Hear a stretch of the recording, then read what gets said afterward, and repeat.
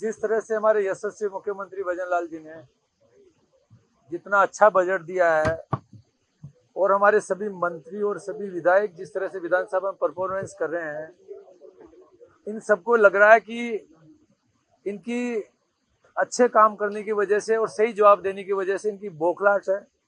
किसी न किसी मुद्दे पे अपन जब इनके पास कुछ नहीं होता बेगरू उनका बहाना होता है। और मैं ये कहना चाहूंगा जिस तरह से इनकी पुरानी आदतें बिगड़ी हुई है कि किस तरह से ठेकेदारों के साथ मिलते हुए ठेकेदारों को इनको साथ में काम करने के लिए इनको हम डायरेक्शन दें। इनका क्वेश्चन था कि हमारे यहाँ पे शक्तिगढ़ सड़कें खराब है, उनको सही नहीं कर रहे।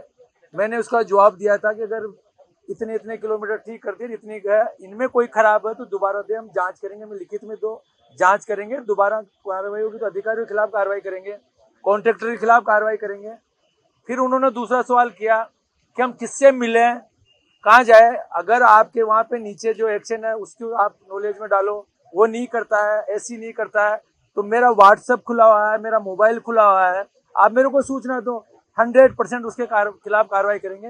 ये जनरली हर विधानसभा में कहीं ना कहीं एक्शन बैठता है, ऐसी बैठता है जिला हेडक्वार्टर पे, तो ये एक नॉर्मल था। बाकी इनको और कुछ नहीं बताया, सही जवाब मिल गया तो बरगेरून करने लगे। ये चाहते हैं कि जो भी कॉन्ट्रैक्टर वहां काम कर रहा है, जिस तरह से बंदरबाट पिछले इनके राज में हुई, वो चाहते हैं उनसे मिलते हैं। ठेकेदार से क्या काम है भाई, ठेकेदार गलत काम लिखे दो, कार्रवाई करेंगे, उसके जो टर्मिनेट करेंगे, जो 23 कार्रवाई करेंगे, जो भी करेंगे। तो ये है कि मीडिया के अंदर क्या दें, कुछ बोल नहीं पा रहे, कुछ डर नहीं पा रहे। और इनको ये उम्मीद थी जब हमारी सरकार बनी, हम इनको लगा कि नए मुख्यमंत्री है, नए मंत्री है, ये क्या जवाब देंगे। और आपने देखा होगा कि जिस तरह से हर चीज का परफॉर्मेंस दे रहे हैं, अच्छा काम कर रहे हैं, तो ये इनकी बौखलाहट के अलावा और कुछ भी नहीं। जिस तरह से हमारे 120 सदस्य हैं, इनके 70 के आसपास सदस्य हैं।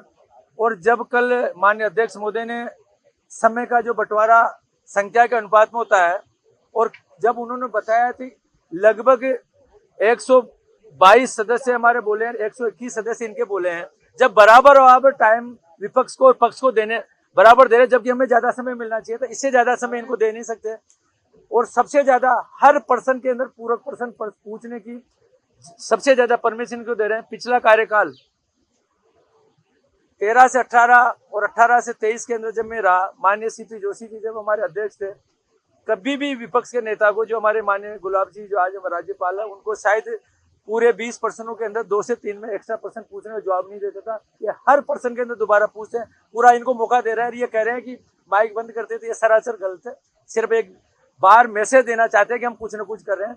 और आपने देखा होगा कि जिस तरह से अभद्र भाषा इनके अध्यक्ष जी ने की, उनको वापस सहानुभूति पूर्वक हमारे सदस्यों ने सबने कहा कि विधानसभा के जब तक विपक्ष मजबूत नहीं रहेगा, जब तक हम ईमानदारी से काम कर नहीं पाएंगे, उनको वापस सस्पेंशन उनको बहाल किया। और वो खींच मिटाने के चक्कर में आज विधानसभा नहीं आ पा रहे, तो शर्म आती है कि जिस तरह से उन्होंने हरकतें की। तो ये एक इनका बहाना कुछ भी नहीं है, क्योंकि अब आखिरी तारीख अच्छा हो गया, अच्छा रिजल्ट हो गया। आज हमारे यशस्वी मुख्यमंत्री वापस दोबारा रिप्लाई देंगे और कोई घोषणाएं करेंगे। इनको लगता है कि राजस्थान की जनता की जो अच्छा हो रहा है उसके लिए कुछ न कुछ गलत मैसेज दें, इसलिए आज ये हरकतें करें। देखो, सबसे पहले तो मैंने ये बोला, पहला जवाब था, आप सदन में जो भी बोला जाता है सदन की पटल पे है। और मैं सभी पत्रकार बंधु से कहना चाहता हूं कि वो पहले उसको देखना। पहला क्वेश्चन ये था कि ठेकेदार गलत कर रहा, तो मैंने ये बोला था कि आप हमें लिखित में दे दो, ठेकेदार ने जो हमें सूचना आई है और सूचना गलत पाई जाती है तो हम अधिकारियों के खिलाफ कार्रवाई करेंगे, ठेकेदार के खिलाफ कार्रवाई करेंगे। ये दूसरा क्वेश्चन था कि हमारा कोई नहीं सुनता तो मैं सुनूंगा, मेरे पास दो, मैं सुनूंगा। इससे ज्यादा तो कोई स्पष्ट जवाब नहीं दे सकते।